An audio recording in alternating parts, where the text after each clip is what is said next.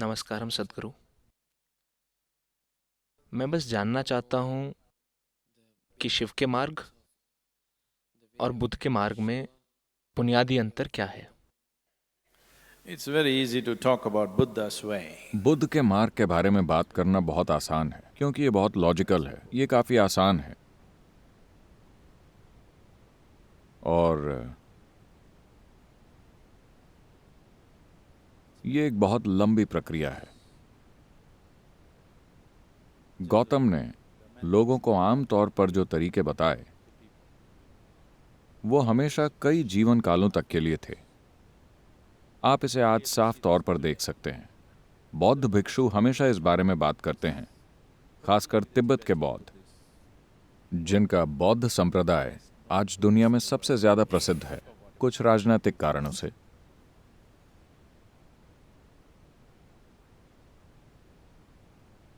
वो हमेशा कई जीवन कालों की साधना की बात करते हैं। तो अगर आपके पास उतना धैर्य है कि आप कई जीवन कालों तक साधना करने के लिए तैयार हैं, तो गौतम का तरीका बहुत असरदार, बहुत लॉजिकल और वैज्ञानिक है, जिसमें आप कदम दर कदम आगे बढ़ते हैं, क्योंकि ये जागरूकता का मार्ग है। जागरूकता के मार्ग पर चलने का महत्व यह है कि इसमें मील के पत्थर होते हैं जो आपको बताते हैं कि आप 1 मील, 2 मील या 10 मील तक आ गए हैं। यह आपको बताता है कि आप कहां हैं। यही इसका सबसे अहम पहलू है। बहुत ज्यादा भरोसे या भक्ति के बिना भी आप विकास कर सकते हैं, क्योंकि आपके पास एक साधना है। बस इसे करते रहिए, करते रहिए, करते रहिए। यह साफ तौर पर दिखाता है कि आप प्रगति कर रहे हैं। लेकिन शिव के साथ ऐसी कोई गारंटी नहीं है, और वो कोई मील के पत्थर भी नहीं रखते। आप नहीं जानते कि आप आगे जा रहे हैं या पीछे, लेकिन आप कहीं तो जा रहे हैं, आप बस इतना जानते हैं। It's like falling into your bottomless pit. ये एक बिना तली के गड्ढे में गिरने जैसा है। सुनने में डरावना लगता है। मैं चाहता हूं कि आप समझें, गिरने के लिए बिना तली का गड्ढा सबसे सुरक्षित जगह है।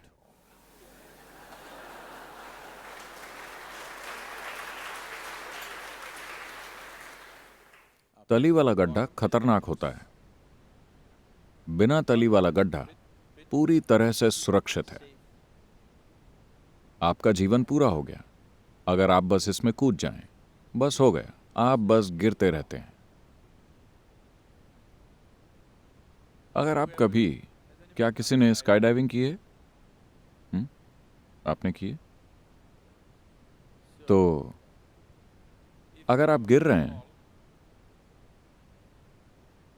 तब अगर आप कुछ 1000 फुट के लिए पैराशूट न खोलें, तो उस दौरान आपको पता नहीं चलता कि आप नीचे जा रहे हैं या ऊपर। बस ऐसा लगता है कि आप तैर रहे हैं, और यह शानदार होता है। सिर्फ जब आप नीचे देखते हैं तो यह धरती बड़ी तेजी से आपकी ओर आती हुई दिखती है। अगर यह ग्रह हटा दिया जाए तो यह एक शानदार अनुभव है। बस जब आप नीचे देखते हैं तो धरती तेजी से आपकी तरफ आ रही है। यही समस्या है। गिरना, तो आप गिरने को बुरी चीज मत समझिए। गिरना जबरदस्त चीज है। Did you ever fall in love? क्या आप कभी प्रेम में पड़े? Only when you hit. जब आप तली से टकराते हैं तब समस्या होती है। अगर आप बिना तली के गड्ढे में गिरते हैं तो कोई समस्या नहीं है। तो शिव एक बिना तली का गड्ढा है। उनके तरीके बहुत अलग हैं, लेकिन आप उन्हें उस तरह सीमित नहीं कर सकते। With 7 different 7 अलग अलग शिष्यों के साथ सप्तऋषि, प्राचीन काल के 7 जाने माने ऋषि, उन्हें शिव ने 7 बुनियादी तरीके सिखाए जिनसे कोई इंसान अपनी चेतना की गहराइयों में जा सकता है।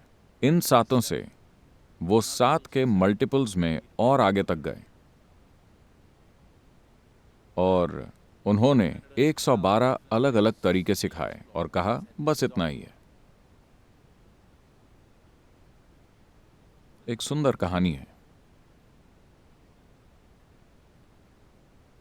कहानियों के लिए समय नहीं है। तो उन्होंने 112 अलग अलग तरीके बताए जिनसे कोई इंसान अपने चरम तक पहुंच सकता है। और ये 112 तरीके शरीर के 112 चक्रों से जुड़े हैं। असल में चक्र 114 हैं, लेकिन उनमें से 2 शरीर के बाहर हैं। उन दोनों को उन्होंने छोड़ दिया और उन्होंने कहा कि जब आप शरीर में हैं तब आत्मज्ञान प्राप्त करने के 112 तरीके हैं। That means इसका मतलब है कि शरीर का हर चक्र, ऊर्जा तंत्र के मिलने का हर बिंदु परम ज्ञान की प्राप्ति का एक मार्ग है।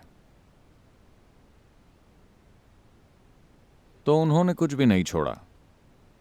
तो बुद्ध उनके काम का एक छोटा सा अंश है। मैं आपको समझाना चाहता हूं कि गौतम खुद जंगल में जाकर यूं ही नहीं बैठ गए। उन्होंने अपनी साधना के पहले 8 साल देश भर के विभिन्न गुरुओं के साथ बिताए। और इस आध्यात्मिक प्रक्रिया का पूरा आधार, ये ज्ञान, वास्तव में शिव से ही आया है। wherever it is, ये दुनिया के जिस भी हिस्से में है, बुनियादी आध्यात्मिक प्रक्रिया इसी आधार से आती है। और इसे कितने ही अलग अलग रूपों में दुनिया के विभिन्न हिस्सों में ले जाया गया है। they look so different. ये इतने ज्यादा अलग अलग इसीलिए दिखते हैं क्योंकि ये 112 तरीके एक दूसरे से पूरी तरह से अलग दिखते हैं। So what is the difference between तो शिव और बुद्ध में क्या अंतर है? ये सवाल उपयुक्त नहीं है। बुद्ध ने शिव के किस पहलू पर काम किया? उन्होंने जागरूकता के मार्ग पर काम किया, जो बस एक पहलू है। ये काफी एक आयामी है। लेकिन गौतम बुद्ध का महत्व ये है कि उनका तरीका बहुत वैज्ञानिक और क्लिनिकल है। वो एक लॉजिकल माइंड को अच्छे लगते हैं। लेकिन शिव तो बस वो इस तरह भी बैठते थे। कई बार वो एक तपस्वी की तरह बस अचल होकर बैठते थे, लेकिन कई बार वो किसी पियक्कड़ की तरह मतवाले होकर नाचते थे। वो हर तरह की अवस्थाओं में होते थे, क्योंकि उन्होंने खुद को किसी खास आयाम से सीमित नहीं किया। उन्होंने जीवन के हर पहलू को एक्सप्लोर किया। so what you तो आप जिसे बुद्ध का मार्ग कहते हैं वो बस एक पहलू है इन 112 मार्गों में से।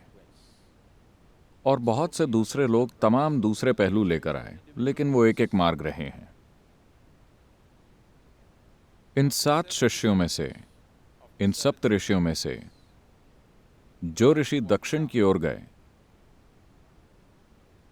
दक्षिण का मतलब है जो भी जगह हिमालय के दक्षिण में है। मैं सभी मुंबई वासियों से कह रहा हूं,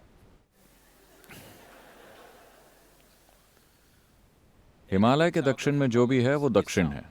तो अगस्त्य मुनि दक्षिण की ओर गए और वो खासकर विंध्य पर्वतों से आगे की तरफ सक्रिय हो गए। the Vindhya mountains, आपने विंध्य पर्वत की वो कहानी तो सुनी होगी, जब वो अगस्त्य मुनि के सामने झुक गया था और वो कभी वापस नहीं आए। तो आपको वो कहानी पता है? नहीं? आपको भारत के बारे में कुछ चीजें जाननी चाहिए। तो उन्होंने अपना विस्तार खासकर दक्कन के पठार में इस तरह किया कि उन्होंने वहां की हर इंसानी बस्ती को छुआ। आप जहां भी देखें, आप अगस्त्य मुनि के किस्से सुनेंगे। और उन्होंने ये एक्शन फॉर रूरल रिजुविनेशन शुरू किया। and he started this action for rural rejuvenation. उन्होंने एक भी इंसानी बस्ती को नहीं छोड़ा। वो हर किसी के जीवन में आध्यात्मिक प्रक्रिया को लेकर आए। कहा जाता है कि वो 4000 साल से ज्यादा जिंदा रहे। हमें नहीं पता कि वो कितना जीवित रहे, लेकिन उनका जीवन काल एक सामान्य जीवन काल नहीं था। यह असाधारण रूप से लंबा था। जब आप उनके द्वारा चले गए मीलों को गिनते हैं, The mileage that he covered, अगर आपने उनके साथ एक स्पीडोमीटर लगाया होता और ये देखा होता कि उन्होंने कितना रास्ता तय किया, तो आपने देखा होता कि वो समय का असाधारण लंबा दौर था। हम नहीं जानते कि ये 400 साल था या 4000 साल। लोग इसे 4000 साल कहते हैं, पर निश्चय ही उन्होंने बहुत लंबा जीवन जिया। और उन्होंने हर इंसानी बस्ती को छुआ और ये पक्का किया कि आध्यात्मिक प्रक्रिया उनके जीवन में एक जीती जागती हकीकत बन जाए। आज भी हमें उनके किए काम का फायदा मिल रहा है। दक्षिण भारत आज भी उनके काम का लाभ उठा रहा है। बिना किसी कारण के यहाँ एक तरह की स्थिरता जो आपको दिखाई देती है, ये उनके काम का नतीजा है, Because he brought yoga. क्योंकि वो लोगों के जीवन में योग को किसी लेबल के बिना, किसी ढांचे के बिना, बस एक जीवन प्रक्रिया की तरह लेकर आए।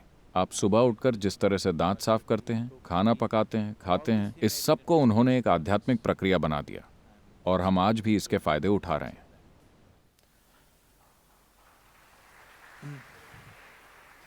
अगर आप इस धरती पर कहीं भी किसी भी आध्यात्मिक प्रक्रिया को देखें, You will see तो आप पाएंगे कि वो उन 112 तरीकों से अलग नहीं है जिनको शिव ने खोजा था। तो गौतम और शिव की तुलना करना उपयुक्त नहीं है। मैं गौतम का बहुत आदर करता हूं। वो एक महान प्राणी है, इसमें कोई शक नहीं है। उनका कार्य भी जबरदस्त है। उन्होंने एक विशाल आध्यात्मिक लहर पैदा की जो 2500 साल बाद आज भी जारी है। लेकिन यह तुलना के योग्य नहीं है, किसी भी तरह से तुलना के योग्य नहीं है। हम बस इतना कह सकते हैं कि शिव के काम में गौतम का काम एक छोटे अंश की तरह शामिल है। it is ये 1% से भी कम है, क्योंकि 112 तरीकों में से गौतम ने एक पर काम किया। और महत्वपूर्ण चीज ये है कि उन्होंने इसकी अच्छी मार्केटिंग की और उन्होंने हजारों लोगों को उस मार्ग पर चलने के लिए प्रोत्साहित किया। यही उनकी सफलता है। लेकिन शिव मार्केटिंग करने के लिए थोड़े ज्यादा ही नशे में थे। आपको उनके लिए मार्केटिंग करनी चाहिए। he is वो मार्केटिंग नहीं करेंगे। लेकिन फिर भी मुझे आमतौर पर यह माना जाता है, आज से 40 से 60 हजार साल पहले उन्होंने अपना काम शुरू किया था। लेकिन 60,000 साल या 40,000 साल बाद भी यह जीवित है। आप इसे नष्ट नहीं कर सकते। आप इसे नष्ट नहीं कर सकते। जब तक मेरा जीवन पूरा होगा, मुझे यकीन है कि जितने लोकप्रिय वो आज हैं, मैं उन्हें उससे थोड़ा और लोकप्रिय बनाकर जाऊंगा।